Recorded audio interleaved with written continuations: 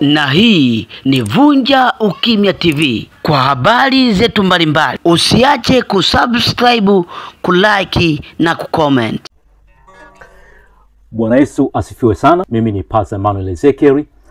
Tarehe 1 mwezi wa 4 ni siku ya wajinga duniani. Okay, ni mimi Apostolo kutoka Vunja Ukimya TV, na huyu ni Pastor Emmanuel Ezekiel. Ajitokeza kuomba msamaha, amemwomba msamaha mtumishi wa Mungu Mwalimu Christopher Mwakasege, lakini pia ameomba msamaha kwa mashabiki wote ambao wamekuwa wakimsupport mtumishi wa Mungu Christopher Mwakasege, na amesema ya kwamba alichokituma ilikuwa ni ujinga, kwa sababu ilikuwa ni sikukuu ya wajinga duniani tarehe 1 mwezi wa 4.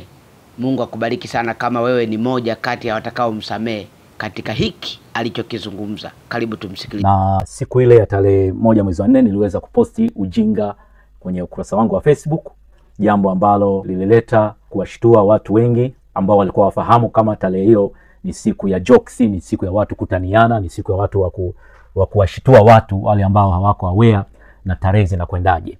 Kwa hiyo mimi niliweka ujinga mahali pale, jambo ambalo limewashtua watumishi wengi, lakini pia watu mbalimbali walishtuka na ule ujinga ambao niliweka mahali pale. Kwa hiyo nimekuja siku ya leo kuomba radhi, kuwaombeni msamaha watu wote ambao mlikwazika kwa namna moja au nyingine, watumishi wa Mungu waliokwazika, lakini na muhusika pia inawezekana aliumia kwa namna moja au nyingine aliyepostiwa. Kwa hiyo naomba radhi sana, mnisamehe wote ambao mmekwazika. Nimesoma comment zenu, nimeona jinsi ambavyo wengine waligundua kwamba ni siku ya wajinga duniani, ni jokes, lakini wengine hawakuelewa.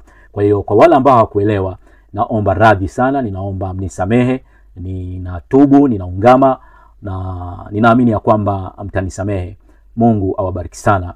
Mimi ni mchungaji Emmanuel Ezekiel. Naahidi ya kwamba halitajitokeza tena hili, na Mungu awabariki sana.